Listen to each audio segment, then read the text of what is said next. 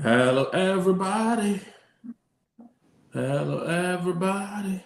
Sorry, we started like 5 or 6 minutes later. It's logistical issues beyond our control.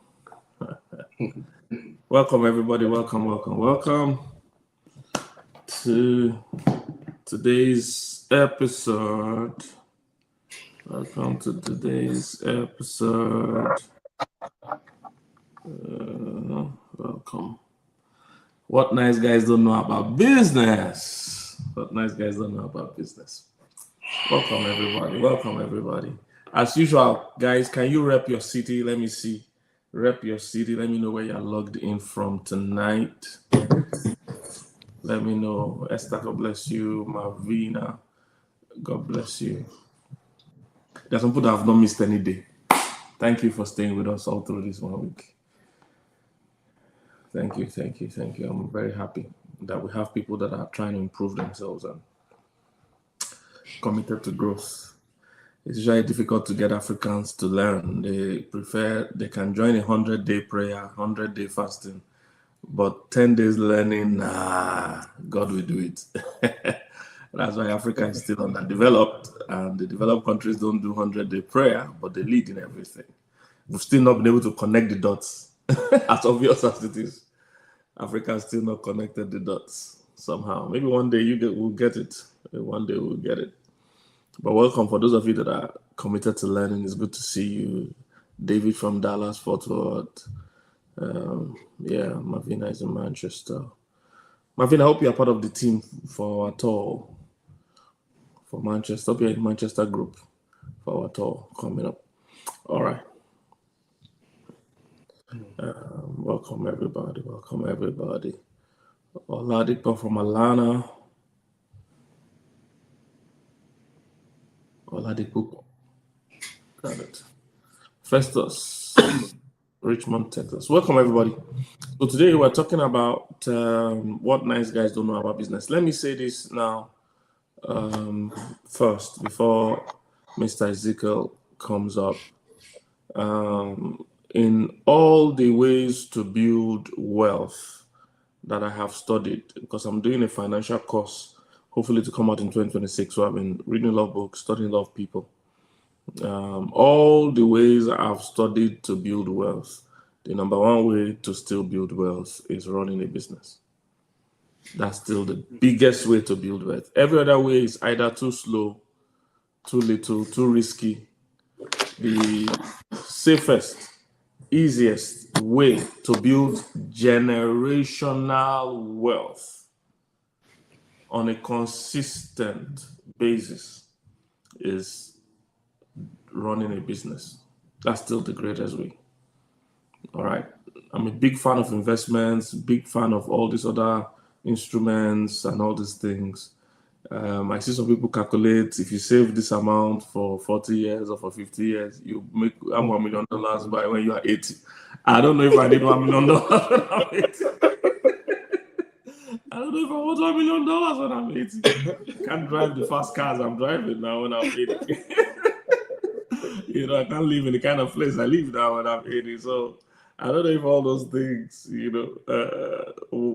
are the fastest way, but the fastest way, the easiest way, the best way to build lasting wealth is by business. And today we have an expert consultant. He has helped many businesses. He's one of our own major consultants in our own organization. We still had a coaching program with him last week or last 2 weeks. So he comes highly recommended. So, ladies and gentlemen, welcome Ezekiel Solasi. Thank you very much. Thank you so much, sir. Thank you so much for the opportunity. Thank you. Yes, sir. So the floor is yours. You can talk, but before he starts, he's also going to be one of the speakers of Inner Circle. So if you have not registered for Inner Circle, please make sure you jump in and do that. If you're a man, no excuse under heaven why you should not be in Inner Circle. So Ezekiel, the floor is yours. Okay. Good evening, everyone. Thank you so much. Or good morning. because I can see some people are from Texas and from all over the world. Thank you so much. So today we're discussing what nice guys don't know about business. So I think the first thing that we should do is to try and define who a nice guy is, right? And the best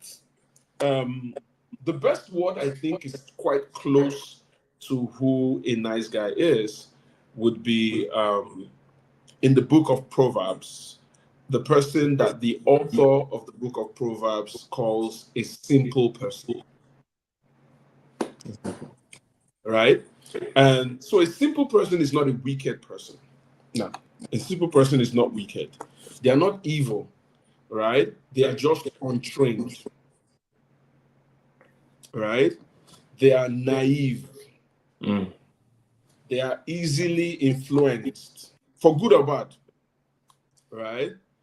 And they have an inability to foresee danger. They are morally undecided, right? And for those of us that are Christians, they're spiritually immature. So they're not bad people. They just live life based on a set of assumptions that isn't true. Right? And the way I like to describe it is this. It's not, when people think about madness, right? We think about madness as a complete loss of your mental faculty. And that's not what it is. Right? Madness is operating by a set of assumptions that is not true. So that's why, if you notice, for those of us that have lived in some part of the world like ours, you see a madman, maybe naked, look like he hasn't taken his bath for like months. He's calculating physics in the air.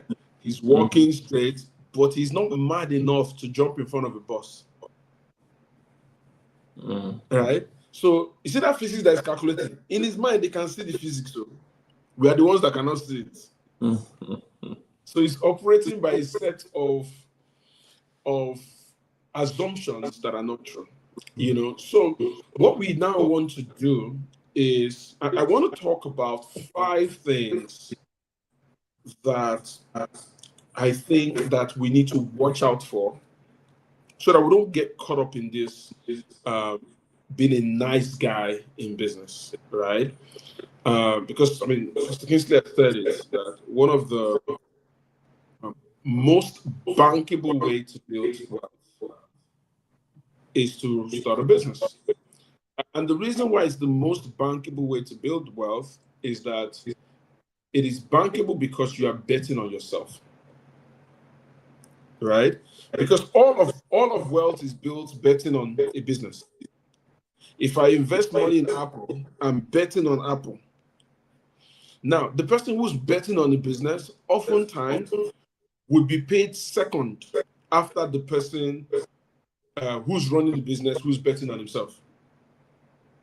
So if I invest, I don't know, $10 million in Apple, at the end of the day, maybe I might own 1%, 2%, 0.5%, whatever that is.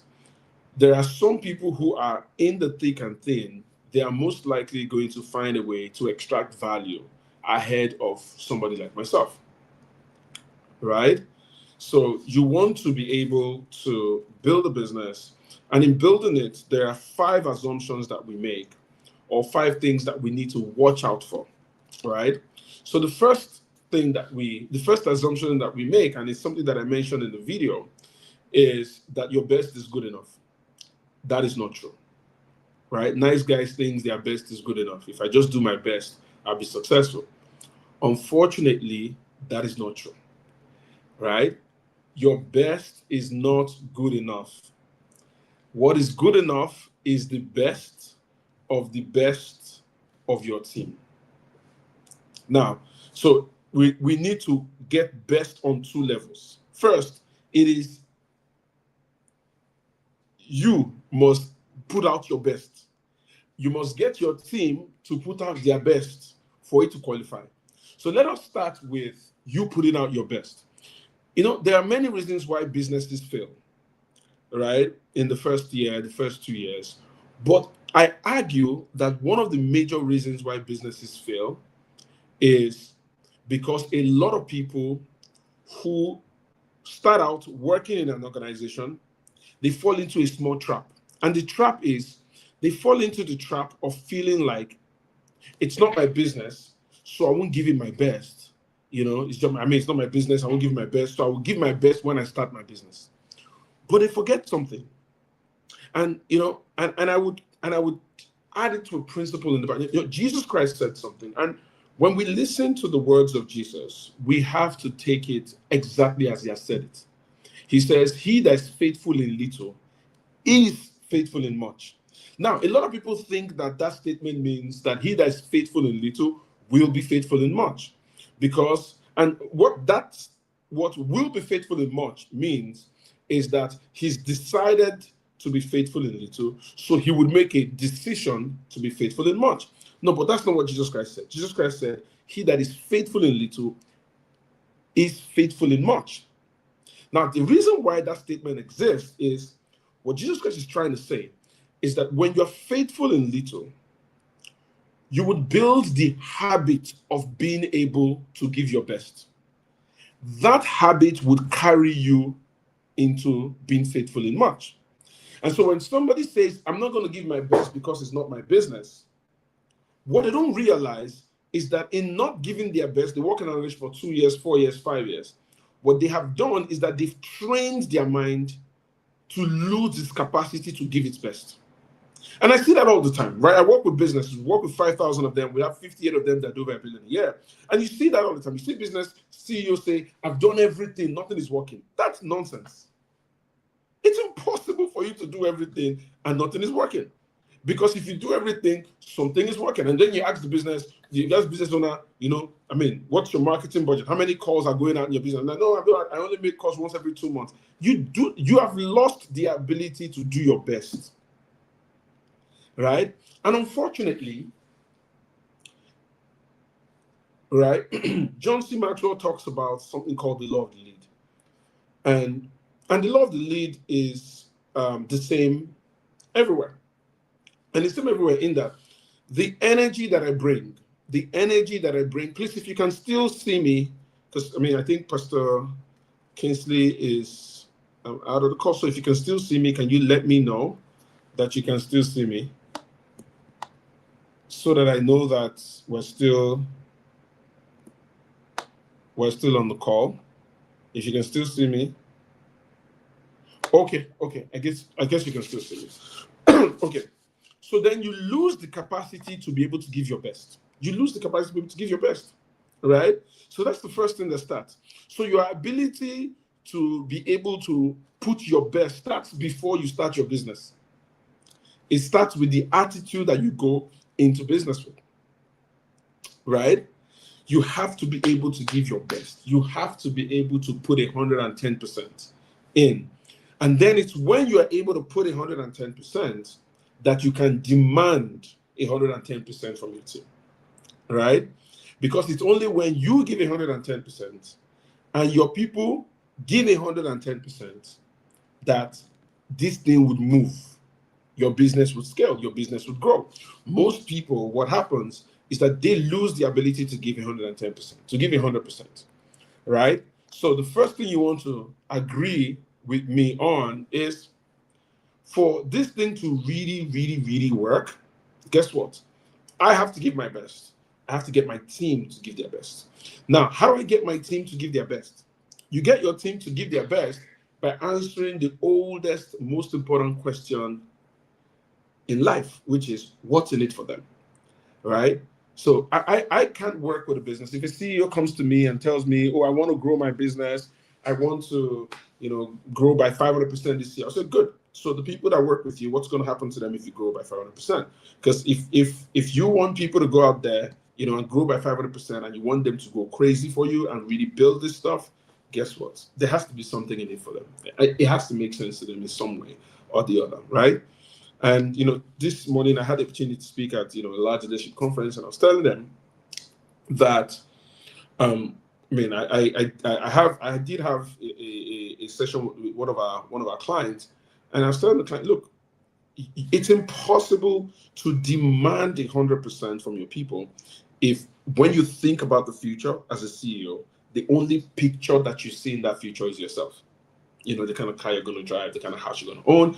The people that work for you, there has to be a future for them also. There has to be a future for them. There has to be a future, right? So trust me, what you want is to be able to give your best, but you need the best of your team. And the best way to get the best of your team is that you have to be able to anticipate their future. You have to be worried about that. Because if somebody gives you 5 years or 2 years or 10 years working for you, right? They didn't just give you their time, they give you their life. They give you their whole life, because it's impossible to rewrite their lives history and throw away those 3 years. And if those 3 years are going to be written, guess what? You're going to be included. So the first thing, like I said, is your best is not good enough. And for you to be able to, what is good enough is the best of your team, right? The best of your team. So what it means is that you have to have the ability to give your best. Your team has to have the ability to give their best. I mean, first, you, and like I said, you, for example, giving your best means, for example, if you're working somewhere now, give your best.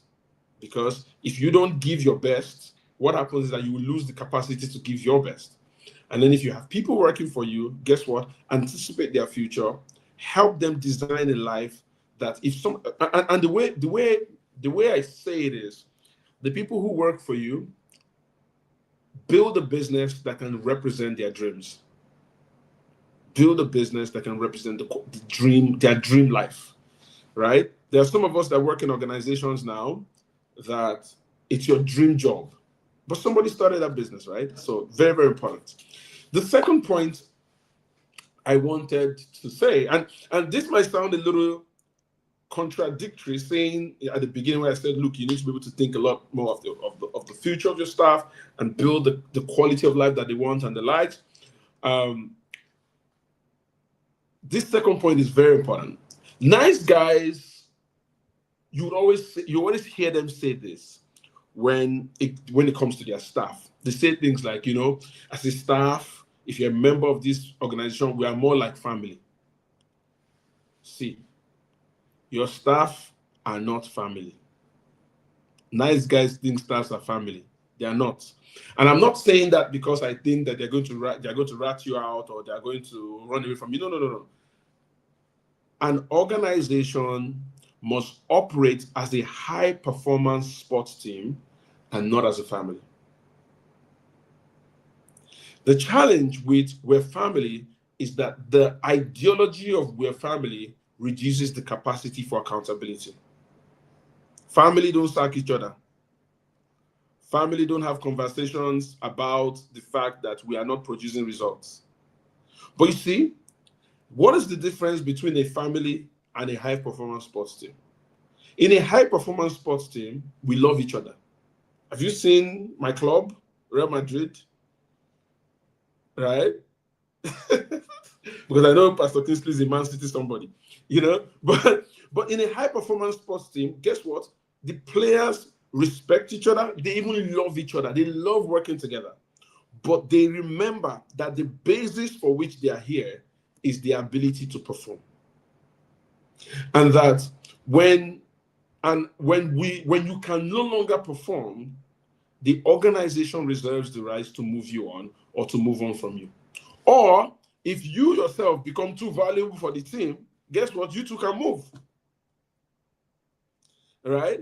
So and the reason why this is important is that it keeps the main thing, which is we have to perform. I've seen, so what I always share is that you have this thing called the love accountability metrics. So you have some organizations that there is very high love, but no accountability.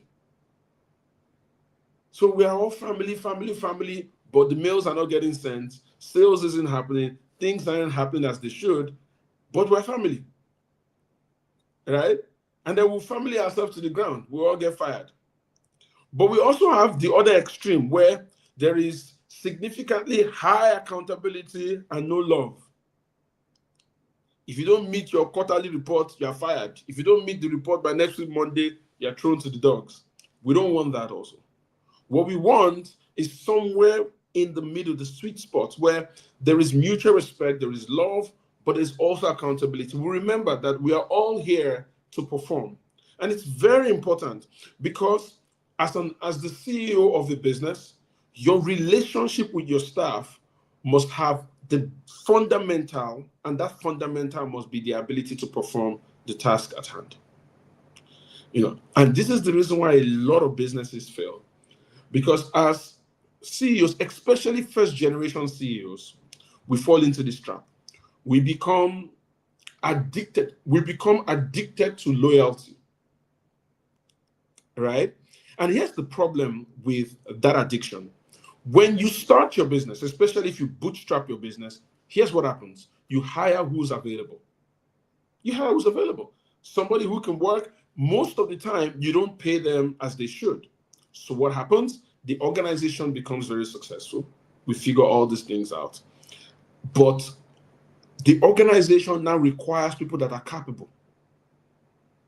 But the same time when the organization requires people that are capable is the exact same time that the CEO believes that he wants to reward those that have been with him for a very long time, who have suffered with him.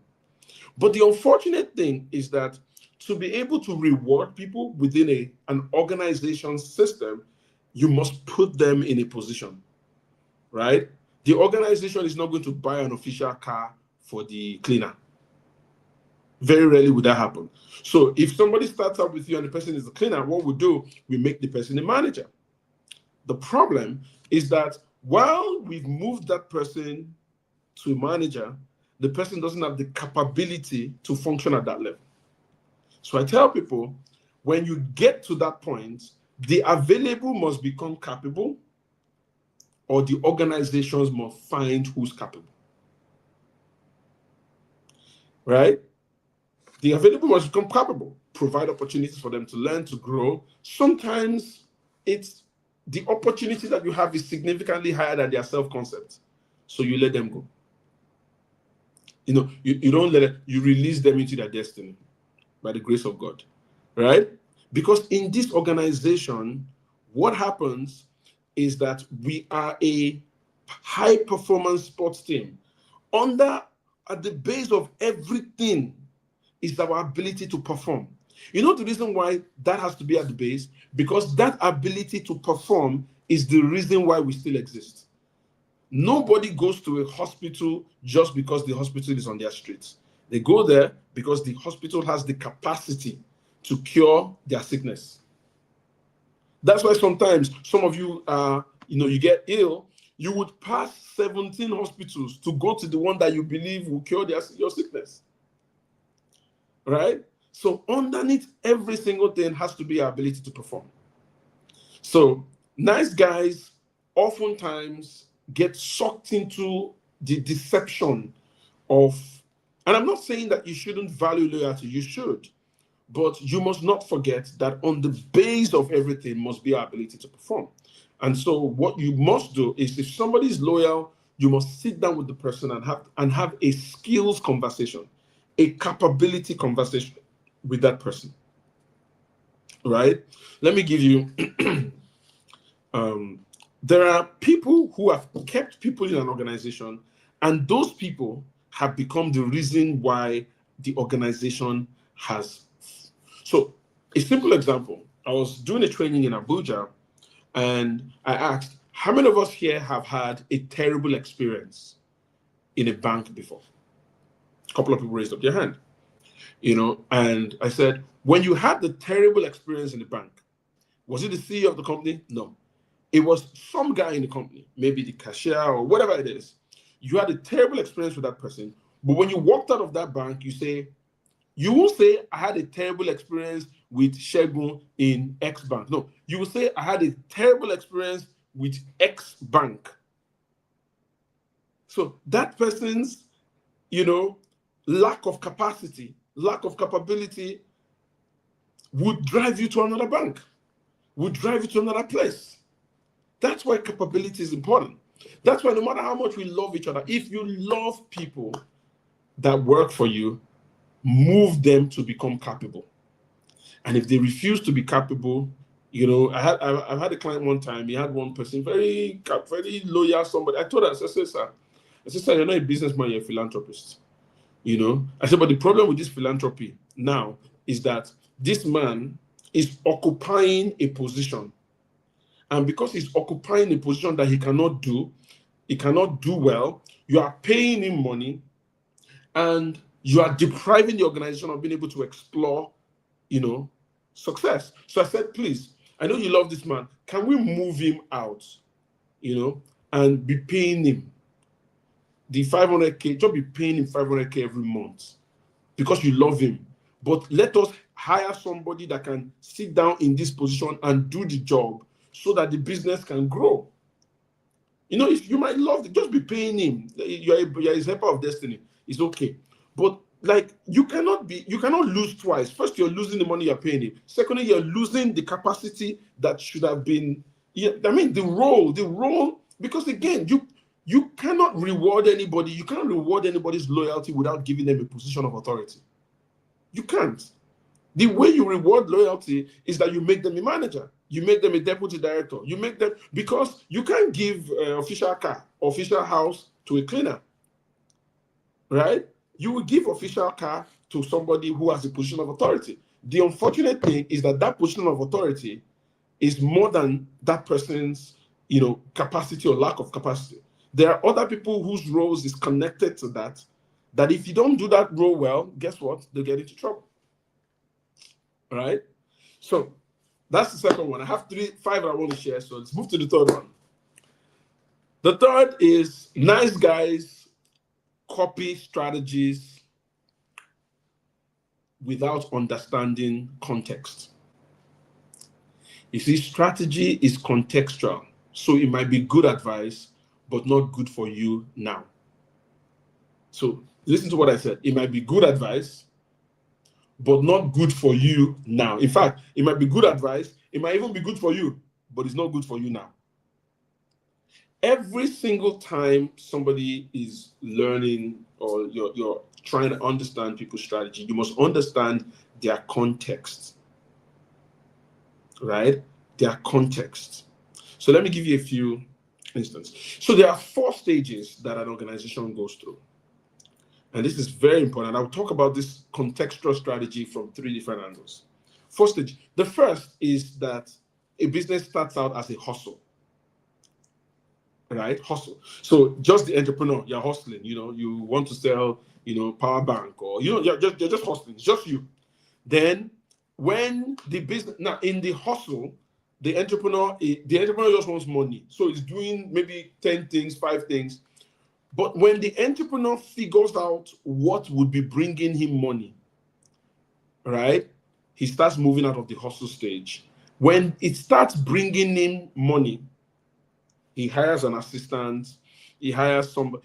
He moves into what we call an entrepreneurial organization.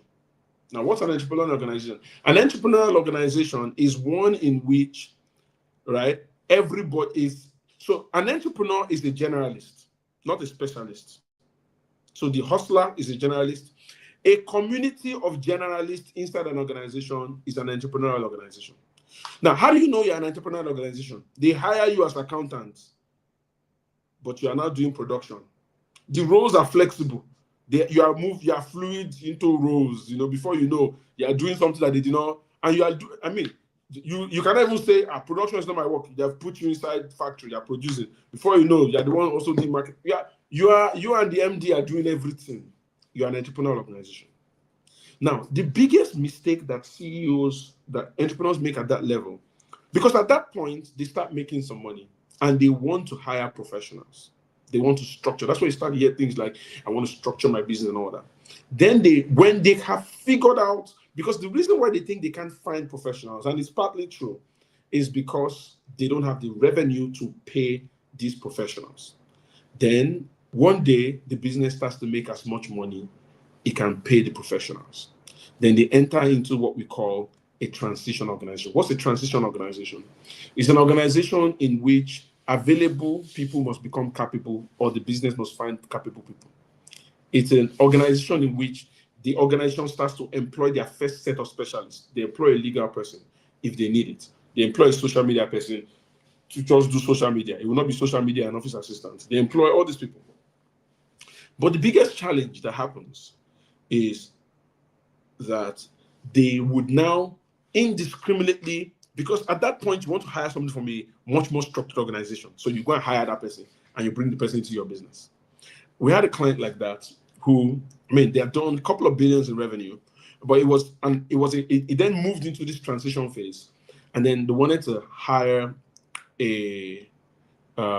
somebody in a particular department. I'm trying not to give out a lot of details. And they hired that person from a top oil and gas company. And I remember having that conversation with the person. I said, look, you want this person works in this department, say a supply chain department in this top organization, but you don't have a supply chain department in your organization. It's good, you're employing that person, paying him 2 times the salary, he'll come. But you see, in that organization, the opportunity cost could mean that that guy in the supply chain department is only doing invoicing. But the opportunity cost for invoicing is so critical that they would pay him $5 million a month to do invoicing. Now you are employing the person, you want the person to set up a supply chain department. He cannot set it up, but he would come as a big boy into your organization. Now, I'm not saying you shouldn't hire somebody like that. I'm saying when you want to hire, find out about their history. What in their work history points to the fact that they have worked in an organization like yours, or they understand an organization like yours. Because sometimes we hire people, they are good people, we are good people, we are just not a strategic match. Right? We're not a strategic match. Like the perfect example I can give, and because that's public, Jack Ma mentioned that he had raised, I think, $10 or $20 million in the early days of Alibaba. And then he hired a marketing director from Google. And he told the marketing director to come up with a marketing plan. He had $5 million for marketing. Marketing director came up with a $50 million marketing plan. So he said, Uncle, we only have $5 million. The marketing director said, I have never written a marketing plan less than $30 million before in my life. So he said he realized that he was the problem. So he went to hire somebody from Google, but he did not hire for his context. Right? You need to understand, strategy is contextual. Good advice is good, but it might not be good for you now. Right? You want to hire people, find out about their work history. Find out about what it is that they have done. Because guess what? Especially if you bootstrap your business, right? Your business might not be the kind, yes, you want them to move you into that phase, but your business might not be the kind of business that can move in that direction now. I mean, one of the best books I have read about business, and I think everybody here, and this is not holding brief for him, he doesn't need our money. One of the best books that I've read about business is Otedola's book. And I've read a lot of books. I mean, I started reading books pretty early in my life, right? By the time I was leaving secondary school, I probably read 200-300 books on business. I was lucky like that. I had very good friends. But why do I say it's one of the best books that I've read rather? Because it was honest. Otedola was like the main guy in diesel in the entire country. And he showed us that while he was the main guy, he was running as a one-man business. He was running as a one-man business. Right? And then he then had to very slowly evolve, because even he had to evolve. He had to become the kind of the book is making it big. He had to become the kind of person that can lead, because sometimes you hire people, they will come with the expertise, and your brain will destroy them. So, and that's one. The second thing is also in choosing strategy that your business would execute, you must understand your environment. You must understand your own context, right? Because here's what, we're all here from different parts of the world, right? And the context, the American context is very different from the Nigerian context. The Nigerian market is quite different. I mean, look at e-commerce in Nigeria, right? Versus e-commerce in America. In America, there's such a high trust capital in the system. You pay and then you go, it will get to your door. Jumia tried it, nobody agreed. We do sales payment on delivery because I have to use my eyes to see what it is that you have brought, right? If you don't use that one, you cannot succeed. It doesn't matter what it is that you are selling, right? So we all have to understand that good advice can be good advice. If something doesn't work for you, it doesn't mean it's bad. It just means that maybe you're not at that level yet, right? You're spending 50 million, the person is spending 500 million, and you are in the same market. You have to fight differently. And a very good book by Malcolm Gladwell called David and Goliath. I love that book because he teaches us that in quote, David can beat the, in quote, Goliath in a business if David understands how to fight Goliath and not fight Goliath based on Goliath's own standard. Because if you go back and read that scripture, you would see how Goliath expected to be fought. He says, "Come to me." Goliath expected hand-to-hand combat. David used catapult, finish him. Sorry for those of us in Canada. My English, right? Do you understand? Remember, Goliath wanted a hand-to-hand combat. Saul, on the other hand, gave David attire for a hand-to-hand combat. If David had gone for hand-to-hand combat, this guy is maybe 9 or 10 feet tall. He'll beat the hell out of this guy. But when Malcolm Gladwell did that research, beautiful research, and it doesn't take away anything from what we believe God did. He said that David was what you would call a hatcher. They can kill a bird 200 miles away. They were that accurate. And he said that the stones in the place that David went to pick the stones had the stopping power of a 44 millimeter handgun. Now, picture it this way. David is standing before Goliath. Goliath has a sword, and David has a 44 millimeter handgun, and David is a trained sniper. Who has the disadvantage? Goliath. And not because Goliath isn't powerful, but because David fought Goliath from his own context and not from that of Goliath. So strategy has to be contextual. Before you accept anything, understand the context. Understand if it applies to you. Understand if you can work with it. All right? Number 4 is growth is neutral. Everything we do to grow the business can kill the business if we're not careful. You see, that your business moved from $1 million to $10 million in a 12-month period does not mean the business is healthy. Right? So there's this activity that we do in the workshop where, and it's Jenga game, you're trying to build a very tall tower. But as you start to move things around, it gets taller, but it gets more fragile, doesn't it? Right? And as it gets more fragile, once in a while, if you then remove something, everything crumbles. We blame the guy that removed that thing, but it was all of us all along, right? Because with every move we made, right, with that email we're supposed to send that we didn't send, with that little thing that we're supposed to do that we didn't do, everything looked like it was working, but the organization was getting fragile. So I always say that when your business success is a lot harder than failure. You see, because when people fail, it is clear that they don't know something. There's a knowledge gap. But when people succeed, we start to assume we know something. So we must learn how to audit our growth, as much as we know how to audit our failures. Right? So, how do you audit your growth? One, you must check whether your strategy and your business model is still valid. I'll give you an instance. Let's assume that I sell iPhones, right? I'm a young guy. I sell iPhones, but I sell them off my status. I don't really have a shop. I don't have anything. I just put them on my status and I sell. And every month I can sell 20 units of this, right? This is the 16 Pro Max. Let's assume I buy them. I think I bought it for 2.4 million. So let's assume the person who sold it to me bought it for 2.2 million.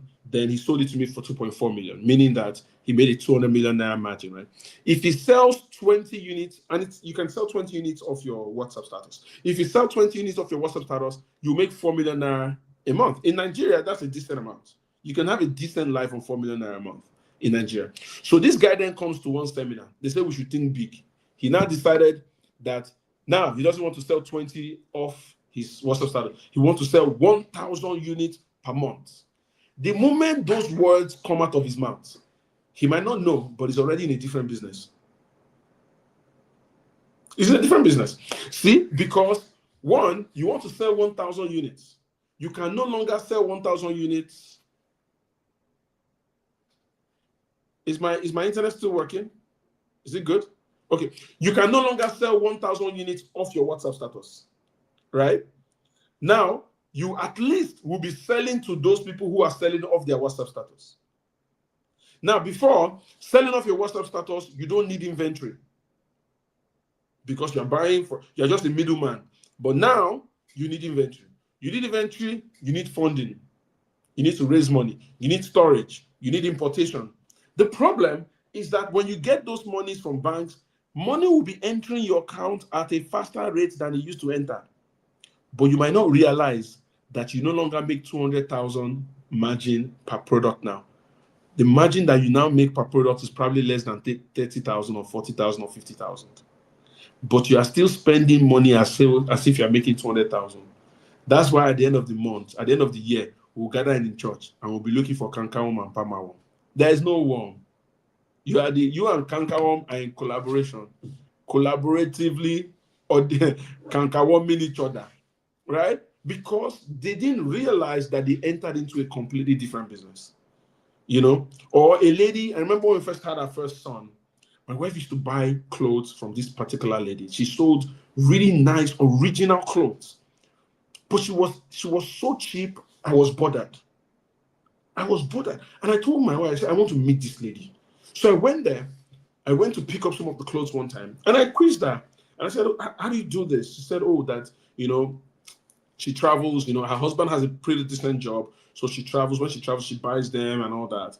I said, I was happy because the clothes was cheap. But when we're done, when I was going by, when I went to meet my wife, I told my wife, this lady's business is going to shut down. And I said, why? I said, because the best way to price your product is to price for your next level of growth. She wasn't pricing for the next level of growth. Why? She's going to be very successful. Now, the 1 or 2 trips that her husband takes with her to the UK will not be enough. Then she will fly to the UK herself. And then she will come back. Now, she will now try selling it. The first time, she will not see her money because she did not factor for flight ticket. She did not factor for hotel. She did not factor for visa. She didn't factor all those things. Then the next time when she realized she did not factor for it, she will now raise the price maybe from 5K to 15K. All of us will run. Right? So you must audit. And one, to check whether the business is you're still in the same business or you have changed business. The second is to check whether you can still hear the truth.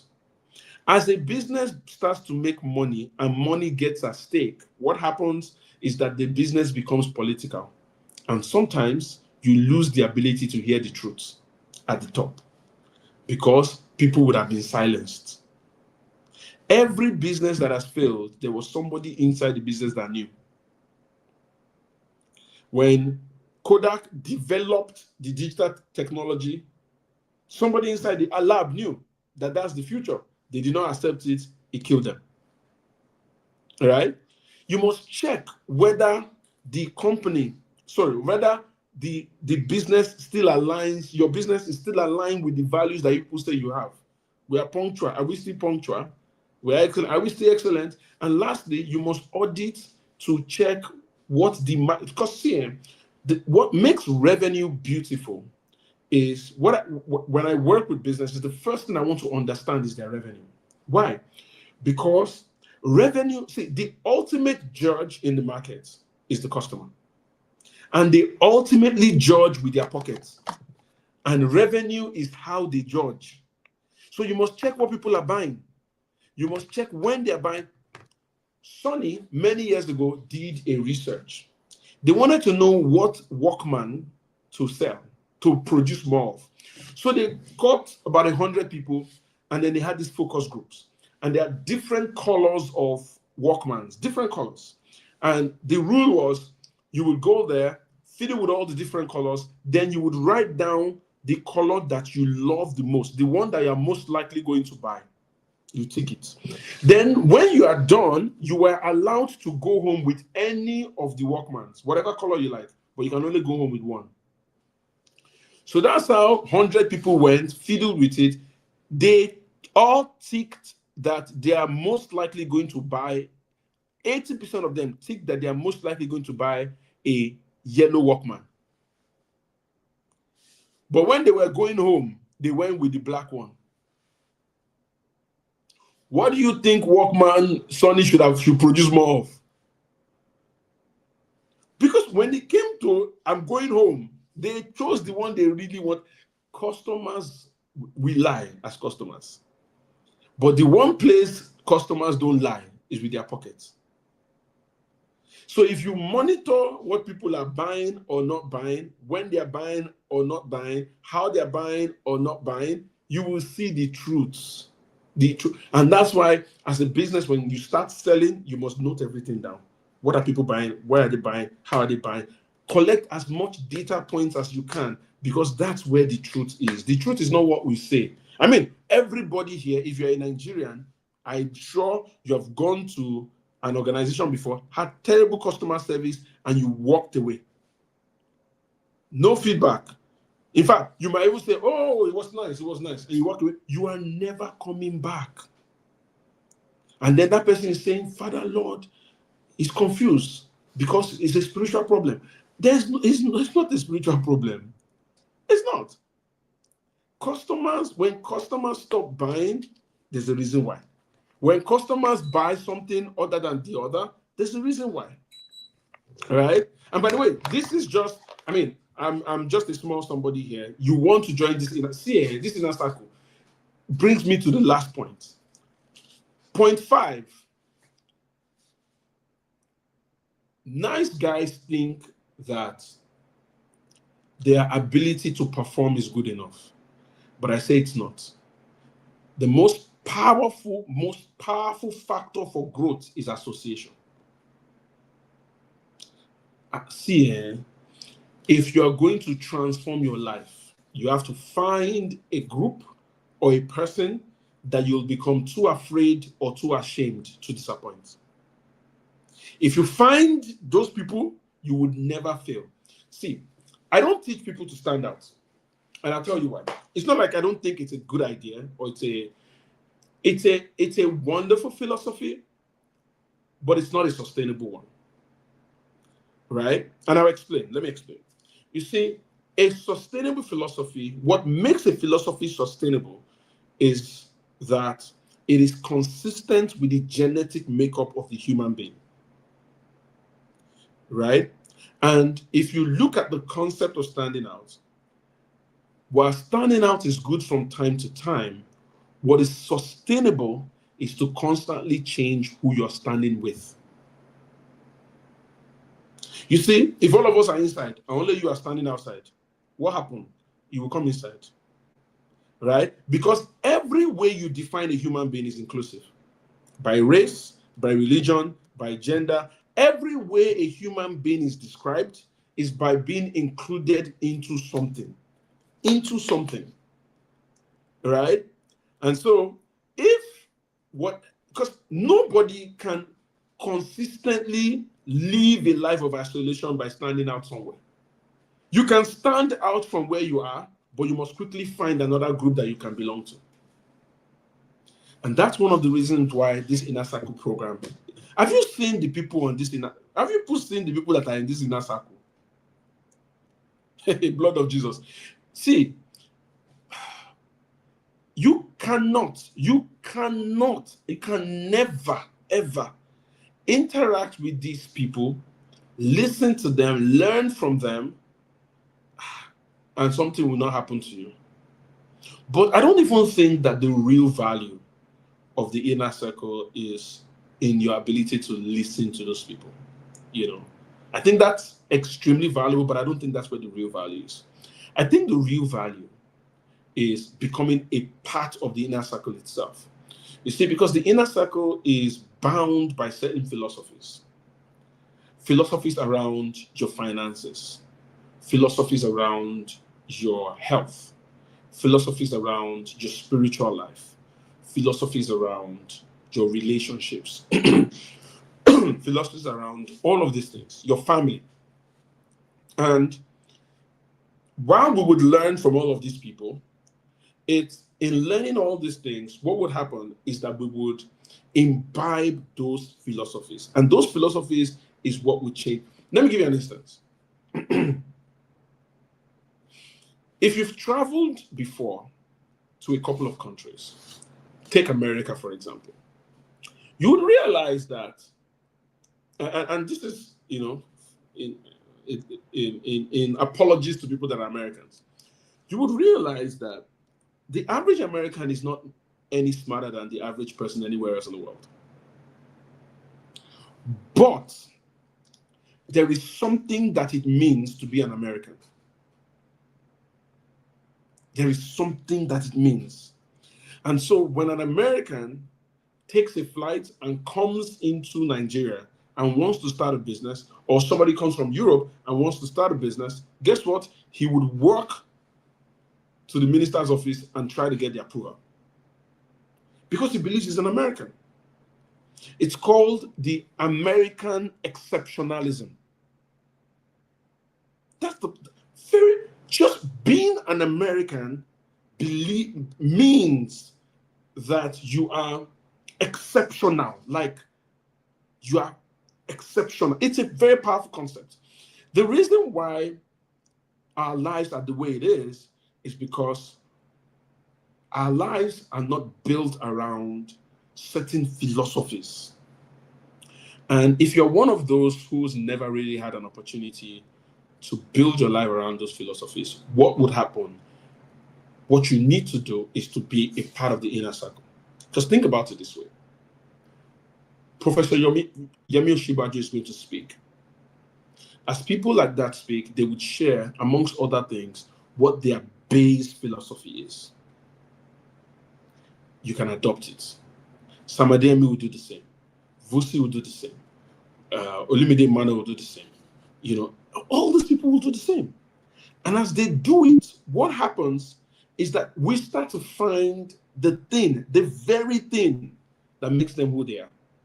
Then outside of all of that is Pastor Kingsley's ability to guide us down the philosophies around these areas, around your health, I think Aproko Doctor is even in there, around your health, around your spirituality, and when you start imbibing these philosophies, you would find that beyond the speakers, being a part of the inner circle, and if you're going to be a part of the inner circle, I would suggest, because what we're trying to do is to help you within the next 1 year craft what your next 5 years will be like.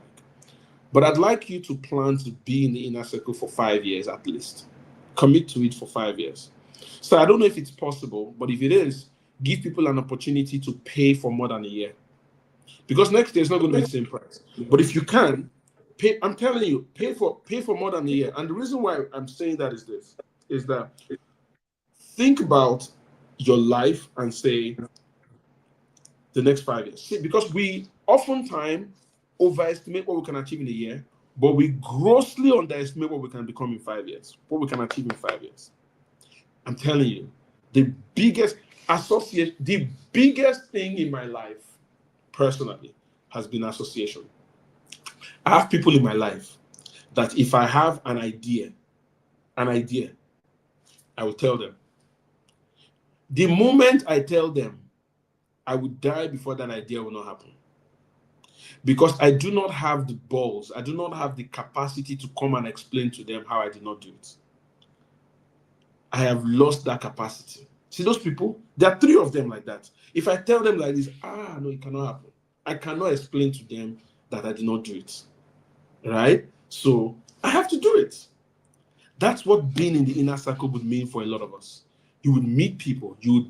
It's massive accountability, massive learning, massive growth. And I'm hoping that with this point of mine, I've been able to convince you not to be a nice guy. But more importantly, I think, is the fact that we all have to focus and become a part of this, because this is really where your life changes. So thank you very much for everything, sir. I hope I stay within the time. Yes, yes, it was. I'm sure we didn't even want you to. Many people want to stop because it was so good. Can somebody list the 5 things that were said in the comment section? Let me see. Please list all 5 that were said. This was so refreshing. So many high points. It's right. The David and Goliath story, very good. Truly, David stayed within his area of strength. Never made contact. Didn't even go close to the guy, because that guy would have crushed him easily. Easily. Didn't go close, made the fight about, because Saul wanted to give him another armor. He said, that's not my area of strength. This guy is going to kill me. This your armor won't save me from this guy. Armor that didn't save you, how will he save me?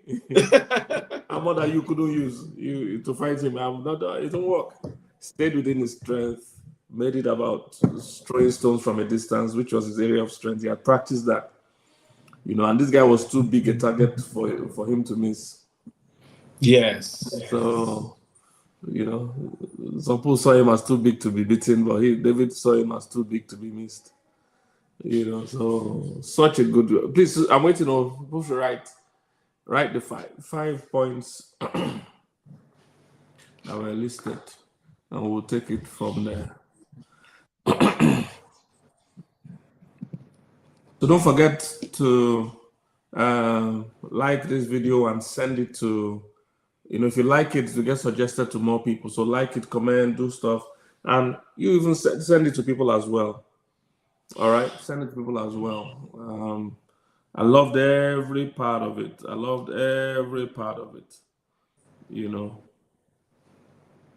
Thank you very much, sir. Thanks for the opportunity, sir. Thank you.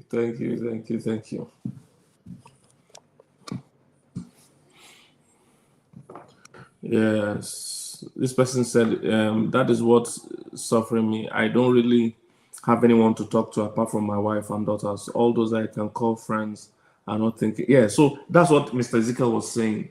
Part of the major benefits of inner circle, is friendships. If you look at the 10 F's that we are aiming to solve for all men, team, please put up those 10 F's again.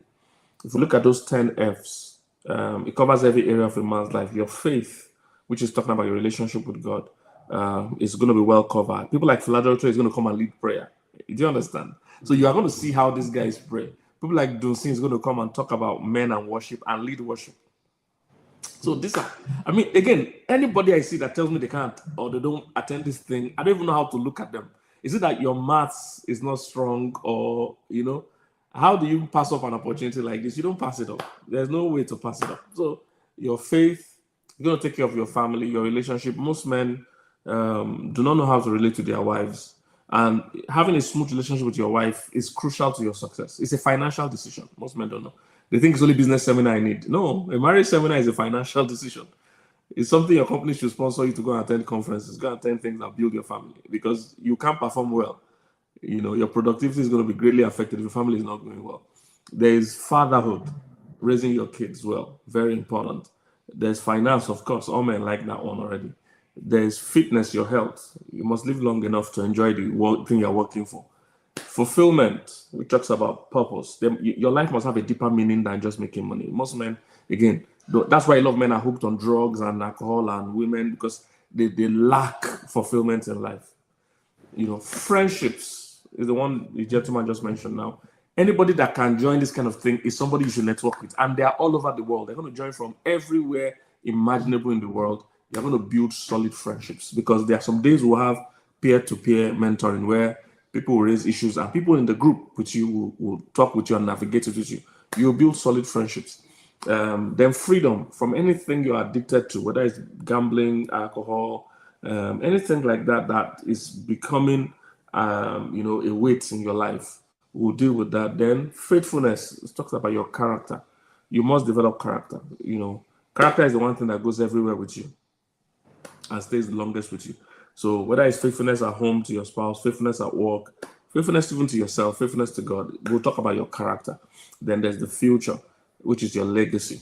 Most men are more concerned about what they're going to leave for their children, but I always say you need to pay attention to what you leave in your children in terms of your legacy, your future. So, and even how you structure your business, it must outlive you. All right, it must outlive you. So all those things are part of it. So it covers the 10 major areas of a man's life. You don't want to miss this thing. So register. We're going to use the 1 year to discuss the next 5 years of your life. Things you must do, things to put in place. So you don't want to miss it. All right.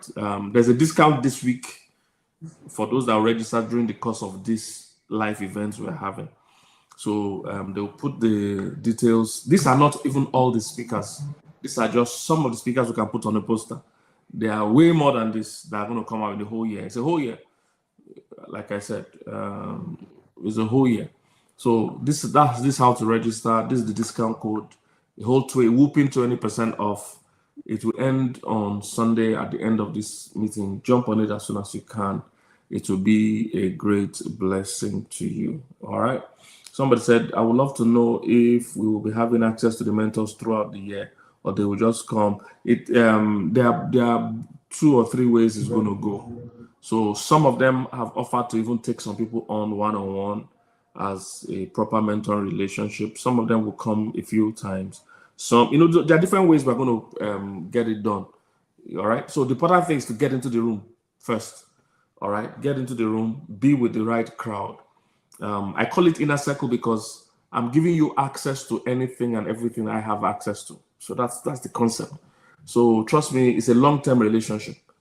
Long-term is going to benefit you by all means. All right. It's going to benefit you by all means. So it's something you need to take advantage of. Sometimes you get access to one-on-one. There's one of the guys that I've registered. I did a free session for him. He was surprised when he heard it was free. Yeah, because these are the benefits. You are in my circle. Do you understand? 1 hour with me is 1,000 USD, and I did it for free for him. So he too was shocked. I said, yes, this is part of what we're telling people about joining the inner circle. They don't get it. These are the benefits you are going to gain when you are in a setting like this. So that's saying it's either you don't really know maths or something, because if I'm offering you 1K for 1 year and 1 hour is still the same 1K, your math must be very horrible. Your math can't collect your school fees back. Somebody did not teach you mathematics.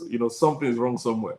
There's nobody that turns down that deal. Nobody that I know that wants to make progress that will turn down that deal. If it's Vuzi, go and check out online or reach his office. Ask him what 1 hour with Vuzi would be like.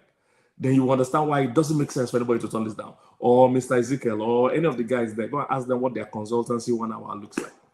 Then you understand how that they're literally offering you this for free. This is like saying you are paying $100 for a month for all these things. So it makes no sense that anybody's turning this down. It makes no sense, really. So go call your friends, go tell your friends, jump on it. It's a good investment. You can't, there's no way, like Pastor Mr. Ezekiel said, being in this circle alone, there's no way your mind will remain the same. It's totally impossible. Totally impossible. So let's jump on. I want to even mention those that are here today that are signing up immediately. I'll acknowledge your name in the course of this event. Please go sign up right now and let us know that you have joined. Somebody said, is there a difference between the circle and the inner circle? No, the inner circle that's the same thing. They say the same thing. You are my direct circle. Okay. So can we take some questions? I wanted, who listed the 5 things? Oh, did I miss it? The 5 things Mr. Ezekiel shared, that nice guys. don't do. So nice guys copy strategies without understanding context. Very true. It's part of why, again, when we're trying to do counseling and marriage training for churches all over the world, because many of those churches don't understand African context. So when you read some of those great people's books, if they're Americans, they don't know what African marriages are like. So when we teach you, we're able to balance it. So what they said is powerful. Who listed 5? I want somebody that will list the whole 5 things, so that I'll read it in one comment. All right, while we're waiting for that, can we ask Mr. Ezekiel some questions? Ask some Mr. Ezekiel. So if you're a woman as well, register for your husband, register for your fiancé. If you don't have any of the two and you want to sneak in, you can sneak in. All right, it's officially for men, but I know some women are already registered and they're going to sneak in. So we will not chase you because you are, yes. So we'll just take like 3 or 4 questions before we sign out. Yeah, somebody said, nice guys copy strategy without understanding context. Yes, we've said that. Any questions for Mr. Ezekiel before he signs out?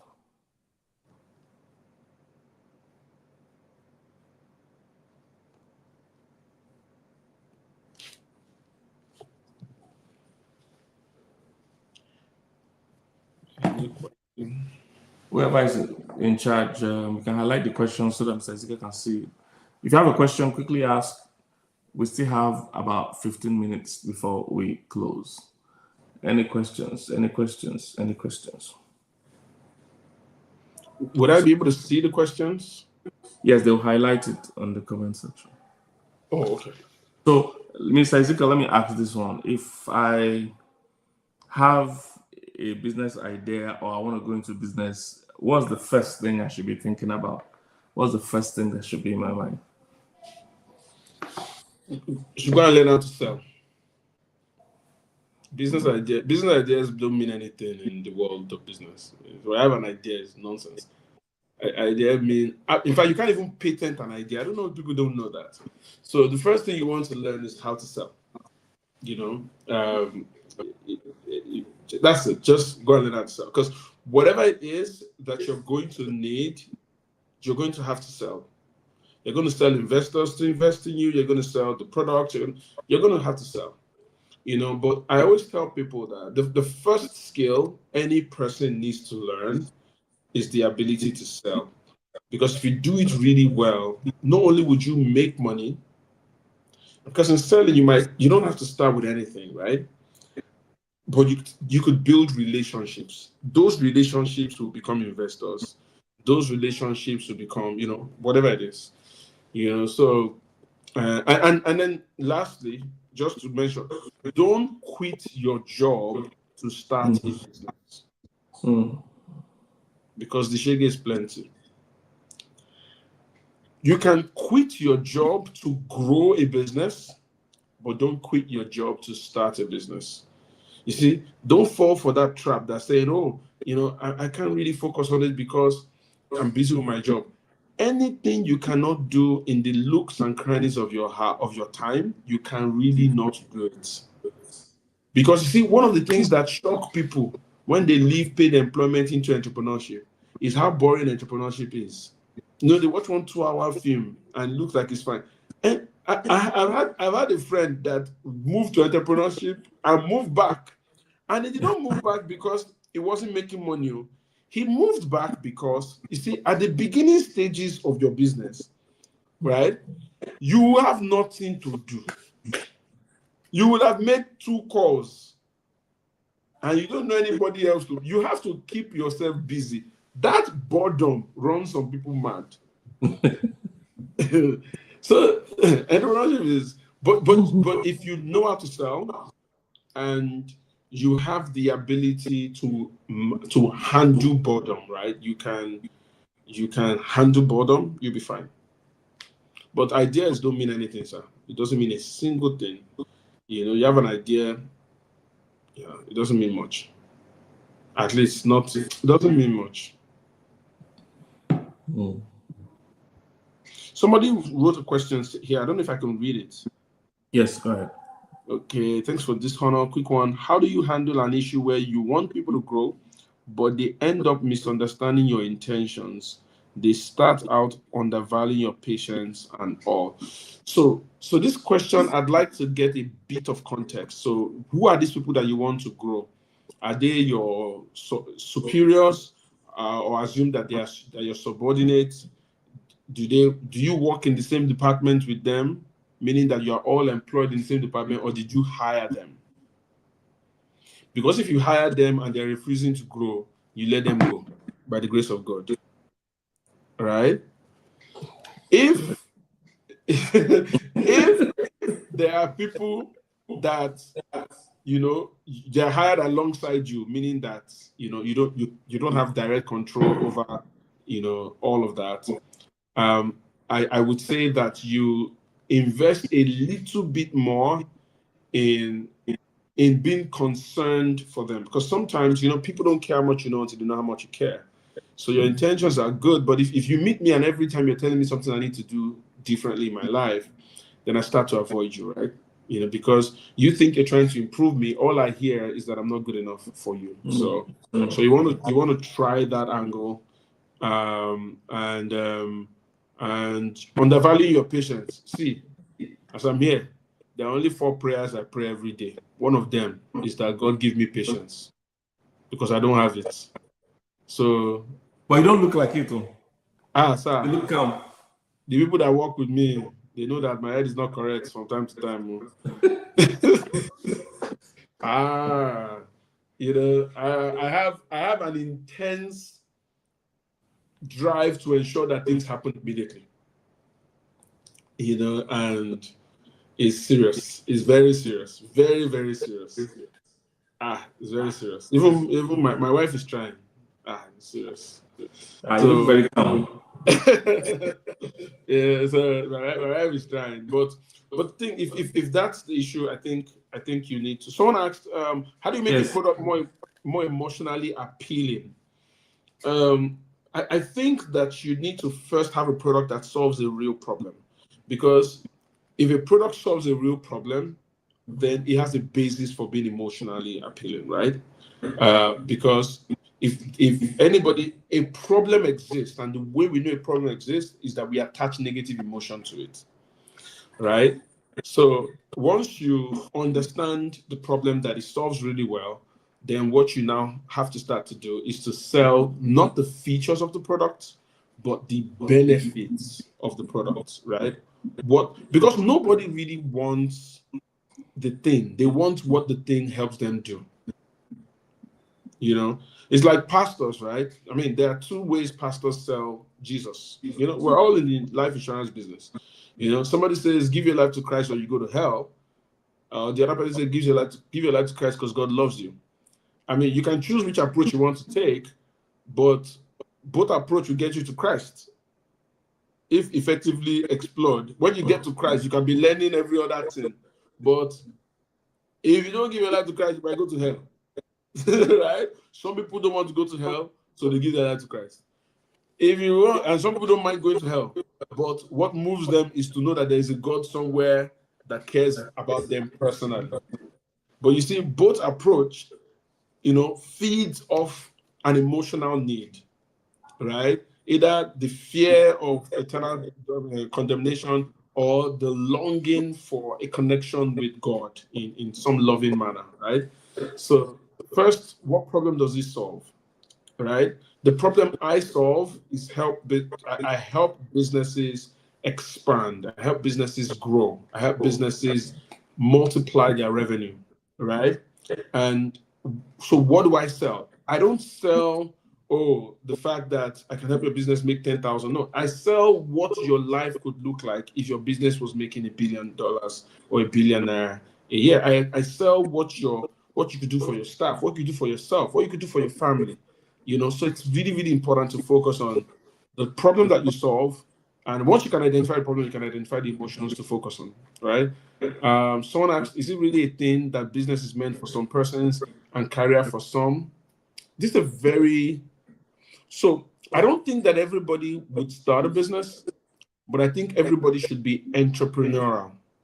Entrepreneurship is the mindset. It's a mindset that says I would solve every problem. Let me give you an instance. I think that if you're Entrepreneurship says, I'm going to be valuable. Because the moment you're valuable, you have job security.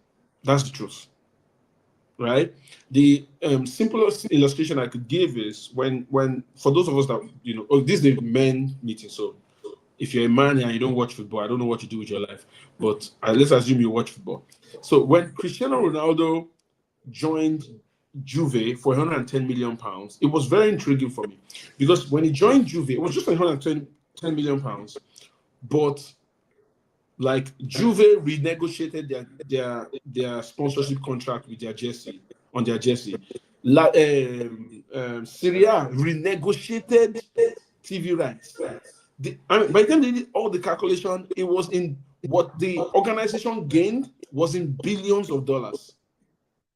You see, that type of person has job security.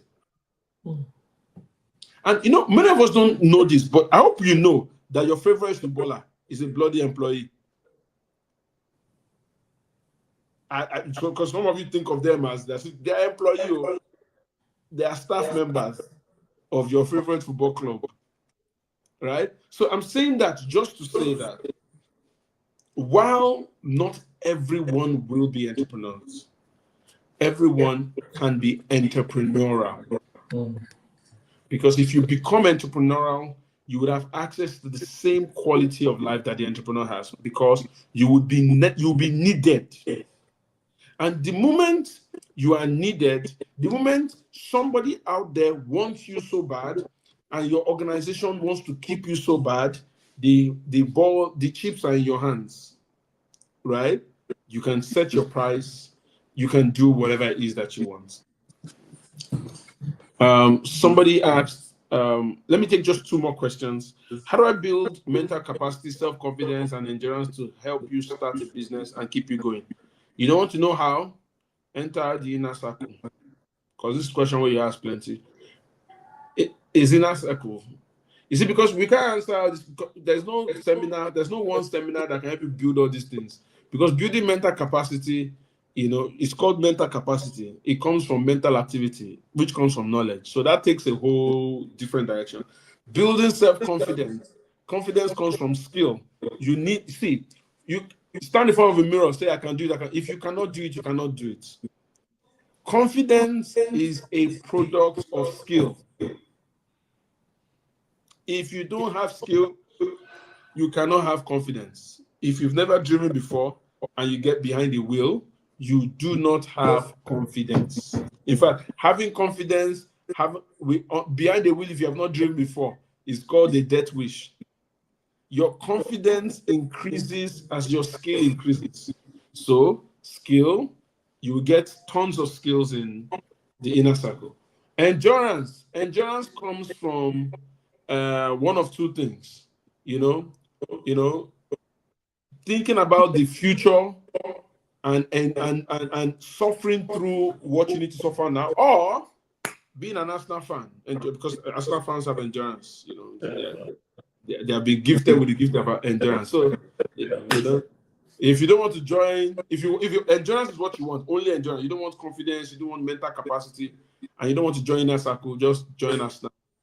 Adulov, have you joined the inner circle? You have some interesting questions. The guy Adulov asking some interesting questions here. Yes. He already does business, but it's at the hustle phase. It's into cross-border settlements. But somebody like you, have you joined the inner circle? He's asking also, will you advise me to onboard a project developer? Because I personally don't have a business background for my business idea. It depends. I mean, it depends. It depends on where your business is and how you want to onboard. I mean, when you say onboard, mean hire, right? Can you afford to hire one? If you cannot afford to, don't go and hire somebody who is who cannot get the job done, right? If you're gonna hire a great person. If you can't afford a great person, guess what? Find somebody who's a great person, great developer, and give the person equity in your business, right? And then you guys can go the distance together. Don't go and be looking for a developer of $200. $200 developer cannot develop. He can only destroy. but sometimes as well, you need to look at the market. Is there really a market? Yeah. Will a project developer or a manager or whoever, will they add the value required? Because sometimes we really have to hire people we can't afford because their work will pay for itself. Yes. You have to be sure that in this case, this person is going to earn their keep. So it has to be the right hire. There has to be the right opportunity. And the right skill set, like Mr. Ezekiel said. So sometimes you might need to stretch yourself. There were times in the early years that I hired someone, then I stopped earning a salary because so that the person they were paying that person. Yes. So, but it paid off because I knew if I had more time to focus on the thing that brings the growth, we will grow. So I had to delegate the thing that was taking my time. So you have to. So business people take risk, just that they take calculated risk. Yeah. That's the difference. So it's not just random risk. So one last question for Mr. Ezekiel in particular before he signs out. Yes, sir. There was somebody that talked about the staff. As a CEO, how do I grow the earning capacity of my workforce? The company earns good money in dollars. So the person asked me, I hope you have signed up for Inner Circle. Earns good money in I'm dollars. trying to look for the question. Tim, can you highlight it? Okay. Okay, as a CEO, how do I grow the earning capacity of my workforce? The company earns good money in dollars, but I'm worried I might not be paying my staff well, which may lead to To staff disengagement, yes. Yes.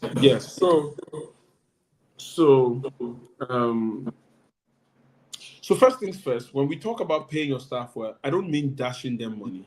I mean ensuring that people earn their wage, right? So a good way would be, you already said the company is making money. So if you're in a business, what's the industry average, right? What's the industry average in your business, right? Are you below the industry average? And if you are you significantly below? Now, if you're already at industry average situation, that's good. What is the average for such a role in the number one and number two company in your industry, in your country? Are you at par? Because again, if you pay your people good enough and you're not paying them as well, the threat you have is the number one and number two company in your industry. Because if they are really good, like really, really good, somebody from that place is going to hire them, right? So you want to check with those people and see, where are you compared to those people, and what are the things that you could offer these people that those people might not be able to offer yet. Maybe a promise of a greater future, maybe the fact that maybe stock options. We're talking about something that sounds like a tech business, But I think the most important thing is this: as CEOs, we have to be very careful to not look outrageously good at the expense of our staff. And what I mean by that is that don't just buy a G-Wagon and not pay salaries. If you say there's no money, but you understand?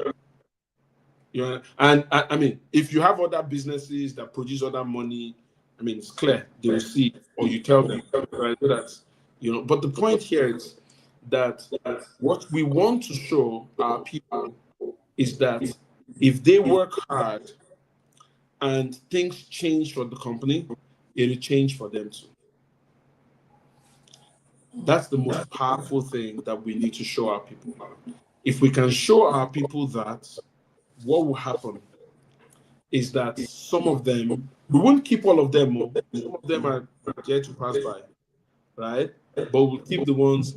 My fear is not that my concern is not that I would not lose staff. Is that I might lose the ones that I shouldn't lose because they're ambitious. I want ambitious people. ambitious people want something out of life. They want something more out of life. And I want the opportunity to keep showing them every year that as a company, we deserve their services. Because ultimately, an employee is an entrepreneur with one client, right? And a business owner is an entrepreneur with plenty clients. You know, and I tell people, if you're an employee, you think you're not an entrepreneur, that's okay. The day they fire you, that's the day you realize. Because amongst many things that will be written on that letter, one of the things that will stand out is that they will say, we no longer require your services. That's when you know that it was your services that were required, since it wasn't. Yeah, you're an entrepreneur. You just have one client, you know. So you want to ensure that the people who work for you see a future. And let me tell you how I do it, and I will end with this. A lot of us here employ, and this is what I do in my own organization. A lot of us here employ we have young people that work for us. They're not married yet, you know. So let's take a lady, she's 26, she's not married. She works for you. She earns 300,000 a month. In 6 years, you have plans to move your office to Ikoyi. She currently lives in Egbeda. 6 years from now, as an organization, I'd like to anticipate that lady will be married. I'd like to anticipate that she might have children. So what I would do is that I would sit down with my people and say, this is what I think your life will look like in 6 years. This is the income I think that you would need to have in 6 years. And this is the opportunity within the organization to get you there in the next 6 years. And this is the work required over the next 6 years for us to get there. Can we get on this plan? You see, because it makes sense when your people know that you've already thought about the next 6 years for them. They might not have thought that far, but I want to plant a seed in their head such that when they think about the next 6 years, I've suggested to them that they can still paint a mental picture of being in this organization 6 years from now with all the things that we've said that they can have. So, thank you very much. Thank you, Mr. Ezekiel. Thank you so much. This was refreshing as usual. For those of you that don't know, Mr. Ezekiel will be doing a more in-depth session with us inside Inner Circle. So you have to join. It will be a blessing to you. Thank you so much, Mr. Ezekiel. God bless you. We'll see you in session. Okay, sir. Thank you very much. In the Inner Circle. Thank you. And for those of you, thank you, Mr. Ezekiel. For those of you that are asking, he talked about selling that. You must know how to sell. The good news is that during this 1 week live, we have what nice guys don't know about selling. A sales expert, Mr. Paulfo, is one of the biggest sales experts. Is going to be coaching us on sales on Sunday. I think that's his own session. So again, this is so helpful. This is so powerful. You want to join. You want to take advantage of it. Somebody said ideas rule the world, but ideas are a dime a dozen. That's how we say it in the business world. Ideas is a dime a dozen. Everybody has a good idea. So it's your ability to bring it down to reality, sell it, package it and sell it that makes the difference. So developing that skill or the skill process is what makes the difference, not the ideas. Ideas, everybody has ideas. Everybody has good ideas. In fact, I believe that the ideas that have not made it are more than the ideas that have made it. You understand? In the spirit world, the good ideas that have not made it are more than the ones that have made. The ones that have made it are just a small fraction of all the ideas that were released into the earth. So ideas on its own don't rule the world. It's what you do with the ideas really that rules the world. All right, so let's take advantage of that. Yes, because somebody's asking, how do you sell? So I've answered that. Let's come on Sunday. Join the whole of these lives we're doing and join Inner Circle. We'll deal with things like that, in detail. Somebody's asking about Forex. I won't consider Forex a business. Forex is literally one step above gambling. That's what Forex is. It's one step above gambling. So I won't call it a business. Business has a consistent set of values it's given in exchange for money. It's organized, it's set. Trading is trading. It's like gambling. Today it can go high, tomorrow all your money can disappear. So it's one step ahead of gambling, one step below stock exchange as well. So somewhere in between there. All right. So it's a risky business. Okay. So thank you, everybody. Don't forget, please put the poster Inner Circle. There's a discount this week. So please go join. It will be a blessing to you. See the amazing speakers. These are not all the speakers. These are the ones we could put on the flyer. There are many more. Let's jump on it, and it will be a blessing to you. Tell any guy you know, if you're a woman, your husband, your fiance, get them to register. Your son, the people that even is their son that have signed up, and I'm sure it'll be a great time. There's discount code, the whole whipping 20% for this week. Let's take advantage of it to be a great blessing. Tomorrow we're having Jimmy Tewe in the house. He's going to speak more specifically to career people, but he's a well of wisdom, so he's somebody you should listen to, whether or not you're a career person. He's going to be here. What nice guys don't know about career advancement. He's going to be talking about it tomorrow, same time. All right, same time. So remember to tell people I like this video so that they'll recommend it to more people. And when does this night session start? Every session starts, it depends on your time zone. So check your time zone, depends on where you are. Okay. West African time is 11 p.m. CST is 4 p.m. UK time is 10 p.m. So check what time is in your area and take advantage of it. So God bless you guys. See you tomorrow. All right. God bless.